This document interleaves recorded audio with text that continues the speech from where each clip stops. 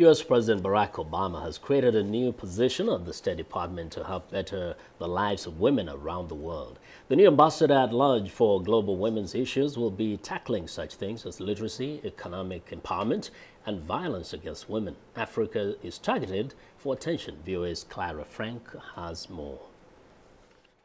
Secretary of State Hillary Clinton has made it clear that she plans to make women's issues a higher priority in U.S. foreign policy.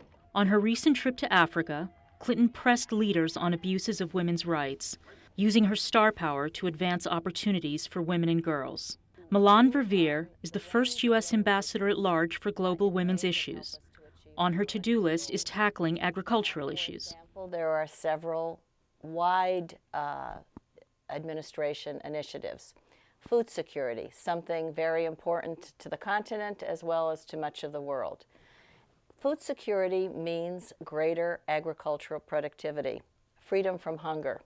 For that to be achieved, women are absolutely critical because women are really the majority of smallholder farmers in sub-Saharan Africa, for example. Verveer stresses that it will be necessary to take a multi-prong approach to improving Africa's agricultural output. Access to credit, land reform, land tenure rights, access to machinery that makes sense for them, and crop production and engagement in decision-making processes. Another goal is to help girls enroll in and stay in school. But she says that there can be reluctance to educate Africa's girls. For many families, going without an extra pair of hands may prove to be a hardship. And often what we have to do is create incentives that will really enable them to see the benefits in ways that accrue to themselves. Often it's a bag of wheat, for example, that will enable the family to be free from hunger or other kinds of constraints that lack of food and income represent.